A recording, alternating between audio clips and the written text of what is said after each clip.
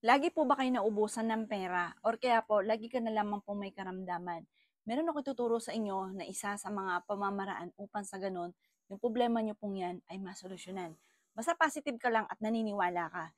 Ngayon, kung isa ka sa mga nabanggit ko na may problema sa pera at kalusugan, ganito ang gawin po ninyo. Kumuha po kayo ng isang, kung meron kayong maliit na aquarium or malaking aquarium, lagyan niyo po ito ng barya. Maraming barya.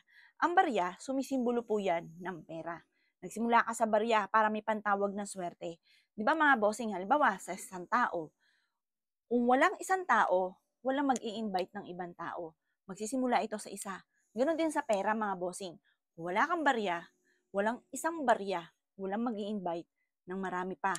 Kaya mas mainam, kumbaga mag-ipon ka ng maraming barya, mas maraming mahahatak siya na swerte, lalo na sa pera. Magsisimula ka sa barya, sunod po niyan, limpak-limpak na po yan.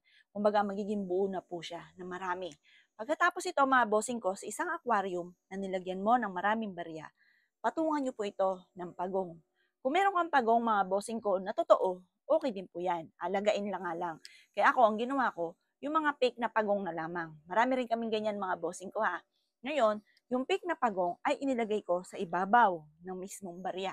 Yan po ay sumisimbolo kasi simbolo po yan mga boss ng katatagan lalo na sa pinansyal at ganoon din kung sino may mga tao na mabilis kang nakakainggitan. Ang pagong kasi may shell po siya.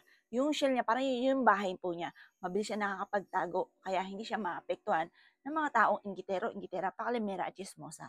Kung ano man po yung mga unos, trahedya, problema ng kalamidad, ng mga paparating, mabilis siya nakakapagtago. Kumbaga nakasealed na for protection mga bossing. Kaya mainam, meron kayong ganyan. Saan nyo siya dapat ilagay mga bossing para talagang epektibo na napakaswerte? Ilagay nyo siya sa kanluran ng bahay ninyo. Sa likod bahay at hindi po sa harapan ng bahay. Sa kanluran nyo po siya ilalagay. Nasa kanluran ang kamalasan. Nasa kanluran mga bossing ko ang mga negatibo. Kaya kung ikaw po ay isa sa mga nabanggit ko na laging walang pera, laging may karamdaman, gusto mo na magkaroon ng mahabang buhay at masecure na ang inyong pong pamilya, yung tinuturo ko po sa inyo, gawin nyo po yan. Kung meron kang totoong pagong, ako nga po gusto ko na magkaroon ng totoong pagong.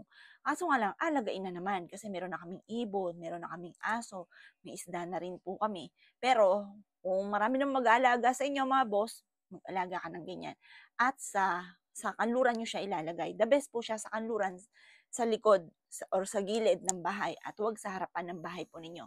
O siya mga boss, kung isa ka sa maniniwala, subukan nyo po yan. Meron din po kami mga iba't ibang design mga bossing ko ng pagong. Yung mga pagong na hindi totoo, yung mga figurine, pwede rin po yun para wala nang alagain. Lalo na pag nagkakaedad, ayaw na ng mga ganong alagain mga bossing kasi intindihin pa po yun, lalo pag lumabas ka ng bahay, ay wala magpapakain ng ganito, wala, kumbaga yun nandun yung isipan mo. Sayang naman, tsaka kawawa naman kung mapapabayaan din naman. Eh di yung ganon na lang na pagong mga boss. O mga boss, good luck po sa inyo po lahat.